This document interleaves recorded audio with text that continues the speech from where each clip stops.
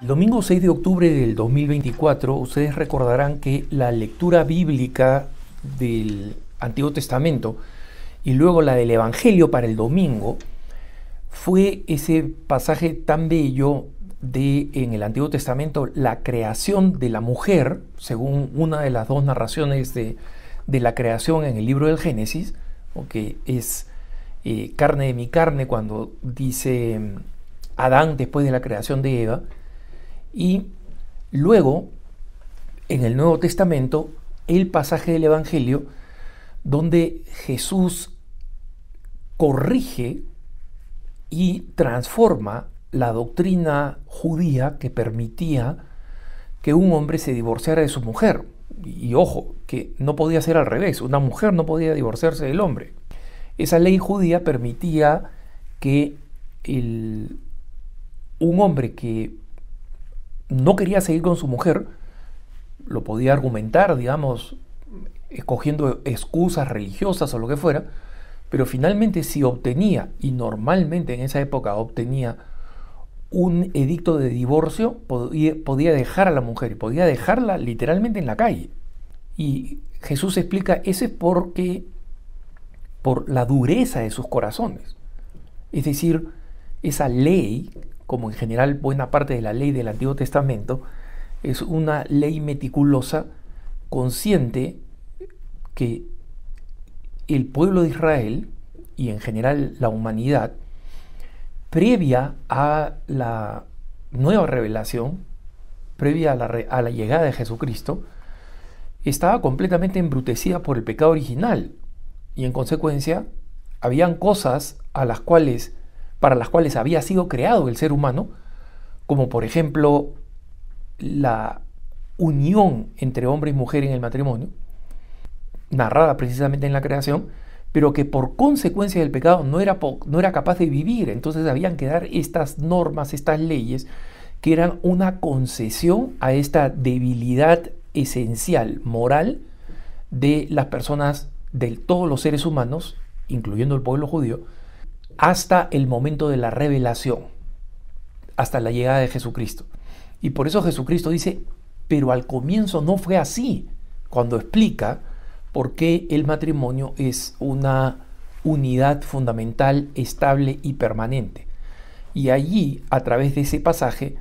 es que Jesucristo, y por Jesucristo, a lo largo de la historia, la Iglesia Católica ha convertido la institución del matrimonio, que ya existía desde la creación,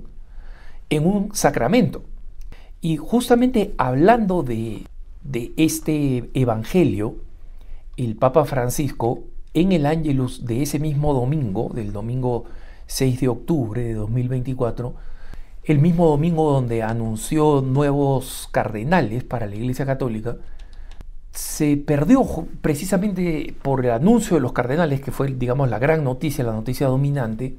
las hermosas palabras que el Papa dijo, y que de otra forma creo que hubieran sido las primeras planas, donde el Papa, al hablar de este evangelio, de la importancia, de la belleza, de la unión del hombre y de la mujer, monógama, heterosexual, hasta el fin de sus vidas, como la Iglesia enseña, está íntimamente vinculada también a la fecundidad. Y al hablar de esta belleza de la unión, el Papa terminó con esta frase: para los esposos es esencial estar abiertos al don de la vida, al don de los hijos, que son el fruto más hermoso del amor, la bendición más grande de Dios, fuente de alegría y de esperanza para cada hogar y para toda la sociedad. Y después de pronunciar estas palabras, el Papa salió un poco del guión y contó cómo el día anterior, el sábado previo, cuando el Papa había celebrado la misa usual de la Gendarmería del Vaticano.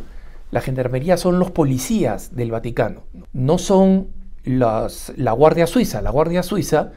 que protege las entradas, protege al Papa, etc.,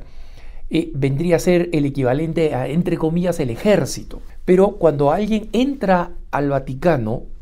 y ve las personas que están cuidando el orden, el tráfico, porque aunque no crean, dentro del Vaticano, por ser pequeño y porque hay muchas personas que viven allí, hay un tráfico que es un poco más intenso del que uno se imagina, ¿no? Y hay algunas partes al interior del Vaticano que tiene intercesiones hechas pues en el tiempo del Renacimiento, donde no habían automóviles, y en consecuencia son pues esquinas completamente ciegas. Allí hay constantemente estos gendarmes que son también los que mantienen la seguridad y el orden interno en el Vaticano. Bueno, el Papa celebró una misa a los gendarmes, y él cuenta esta anécdota en el Ángelus, después de decir estas palabras que he compartido con ustedes. Dice: ayer tuve una experiencia muy bonita, dice él, cuando uno de los gendarmes, los que habían venido a la misa de la gendarmería, que es una misa obviamente donde los gendarmes pueden traer a sus familias, las esposas, los hijos quieren estar con el Papa, los papás para los gendarmes que son más jóvenes, ¿no? Y dice: y se me acercó un gendarme con sus 8 hijos. Hermanos, en Italia alguien que tiene 8 hijos es prácticamente imposible, ¿no? Es prácticamente imposible. Es una excepción,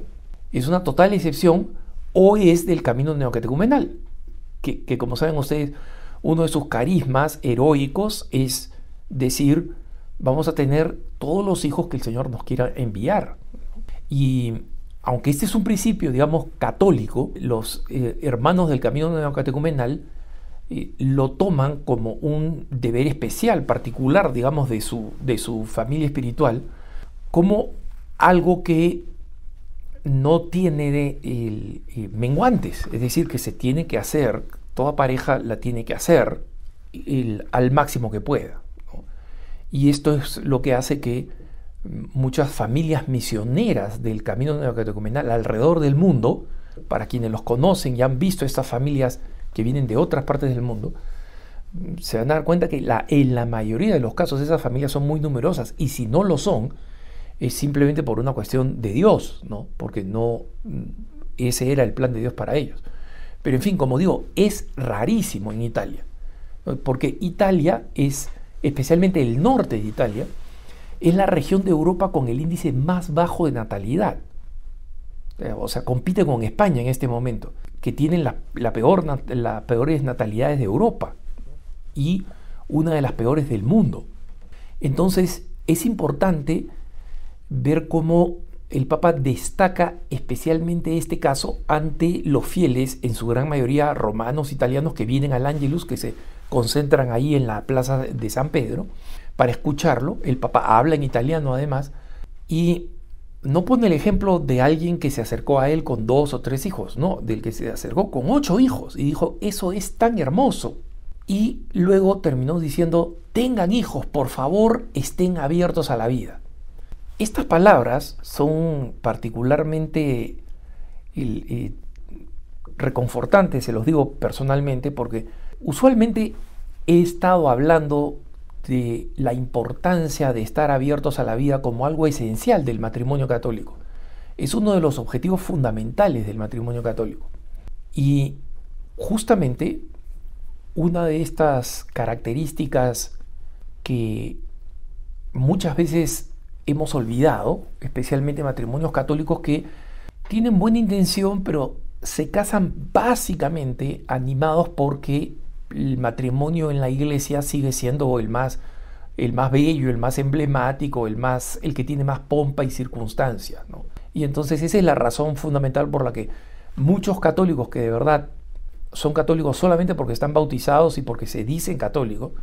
pero que después en todos los aspectos de su vida no viven como católicos, aquellos que el arzobispo Carlos Chaput llamaba agnósticos que van a misa, y ni siquiera todos los domingos. Ellos tienen un problema precisamente porque desconocen, y ese es parte del problema, que en muchas ocasiones desconocen las bellas enseñanzas de la Iglesia sobre la importancia que tiene la fecundidad dentro del matrimonio. Y obviamente una de las características de esta fecundidad es que está abierta a Dios. ¿Y eso qué cosa significa? Significa que no solamente acepta los hijos que Dios envía, suponiendo el discernimiento de la persona, obviamente, sino también significa aceptar los hijos que Dios no envía. Conozco varias familias en medio de familias muy numerosas como las que están en mi parroquia o en otras parroquias cercanas a donde yo vivo en Denver, en Colorado, también veo lo contrario. También veo familias que sufren muchísimo porque no son capaces de tener hijos a pesar de que todavía son jóvenes, o que han tenido más de una pérdida, especialmente aquella familia, esposos jóvenes que recién comienzan y tienen más de una pérdida, ¿no? Y que en consecuencia cada embarazo después de algunas pérdidas, de varias pérdidas, ya no es una fuente de alegría, sino de tremendo dolor, de tremendo estrés para saber si es que este embarazo finalmente va a progresar hasta un niño nacido. Esto es lo que significa esta apertura, ¿no? Pero la consecuencia común, digamos, habitual de esta apertura a la vida va a ser también revertir el tremendo problema poblacional que aumenta en el mundo y que se da en todo el mundo, pero fundamentalmente en el mundo occidental y en las grandes ciudades que tratan de replicar los valores o las costumbres del mundo occidental secularizado. Simplemente no hay hijos. Y las consecuencias, en muchos puntos de vista los he explicado, y en más de una ocasión me dicen, bueno, Alejandro, para ti es muy fácil hablar porque tú eres consagrado, tú no tienes hijos. Y siempre he respondido de la misma manera, mira, yo no tengo hijos, pero primero soy amigo de muchas familias con muchos hijos, entonces no solamente conozco el caso de una familia, sino de muchas familias. Conozco sus dificultades, pero también sus enormes alegrías, las comparto. 2 ahijados, tengo varios ahijados, pero 2 que todavía son relativamente pequeños en 2 familias numerosas y es increíble,